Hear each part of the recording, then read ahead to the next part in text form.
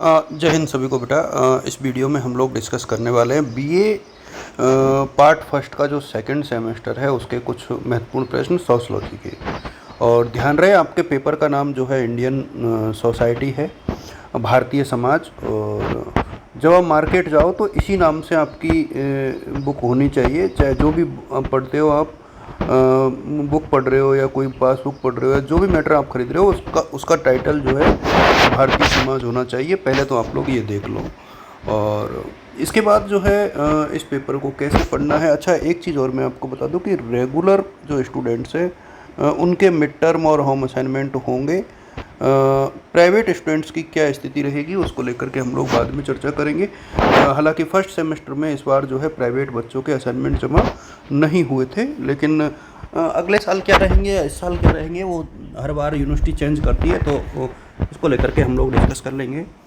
देखिए, पहली यूनिट के ऊपर हम लोग चर्चा करते हैं कि किस प्रकार से जो है हमारे यहाँ डाइवर्सिटी है। तो भारत में जो ऐतिहासिक रूप से जो डाइवर्सिटी है भाषा के आधार पर, जाति के आधार पर, रिलीजियस बिलीफ यानी धार्मिक आधार पर और सांस्कृतिक पैटर्न के आधार पर, इसके ऊपर एक क्वेश्चन बनता है और बड़ा क्वेश्चन बनता है। तो एक क्वेश्चन तो आप लोग यहाँ पर ये देखिए चलिए किस प्रकार से जो है भारतीय समाज जो है भाषा और जाति के आधार पर एक क्वेश्चन अलग से बनेगा और एक रिलीजियस बिलीफ और प्रैक्टिसेस के आधार पर अलग बनेगा। तो अलग अलग क्वेश्चन आपको करने हैं। हालांकि इनके जो क्वेश्चन बनेंगे वो मैं आपके साथ साझा कर दूंगा अलग से।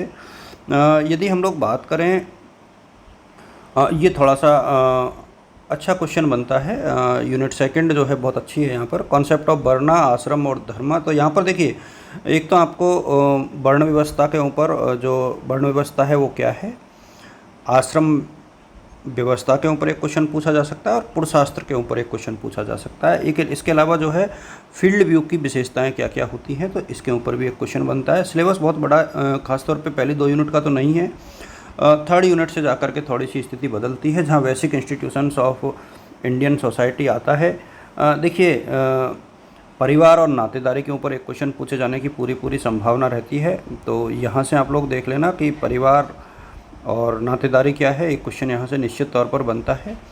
और इसके बाद जो है ना, ये वाला जो क्वेश्चन है जाति और वर्ग का अर्थ और उसकी विशेषताएं और उसके परिवर्तित होते डायमेंशंस, तो एक क्वेश्चन यहाँ से 100% आएगा। तो ये वाला जो सेगमेंट है ये आपको बहुत अच्छे से रीड करके चलना है, क्योंकि यहाँ से क्वेश्चन बनता ही बनता है, चाहे वो जाति का अर्थ और उसकी विशेषताएं हो और उसकी परिवर्तित होती जो डायमेंशंस हैं उनके ऊपर भी एक प्रश्न बनता है। यूनिट 4 की यदि हम लोग बात करें, the structure and composition of Indian society की, तो देखिए इसमें आप देखोगे कि एक तो आपको वीकर सेक्शन जो है, जो पिछड़े वर्ग हैं जिसमें दलित, वुमेन और माइनॉरिटी जाती है, इससे रिलेटेड एक क्वेश्चन पूछा जाता है।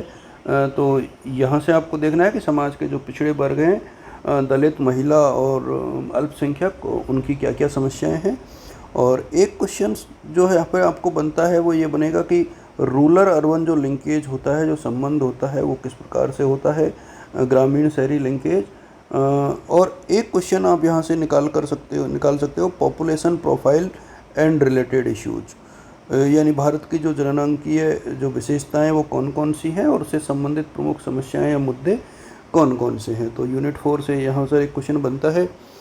इसके बाद यदि हम लोग बात करें प्रोसेस ऑफ सोशल चेंज, तो देखिए संस्कृतिकरण, पश्चिमीकरण और शहरीकरण, इन तीनों में से एक ज़रूर आएगा। तो आप तीनों को पढ़ के जाओ तो मेरे सामने एक क्वेश्चन आपको 100% एग्जाम में मिल जाएगा। इनके ऊपर वीडियोज़ आपको बाद में मिल जाएंगे जब आप चाहोगे तब। यदि आपको लगता है कि इनकी आवश्यकता है तो आप मैसेज कर देना, मैं अपनी तरफ से जो है इसके ऊपर वीडियो बना दूंगा।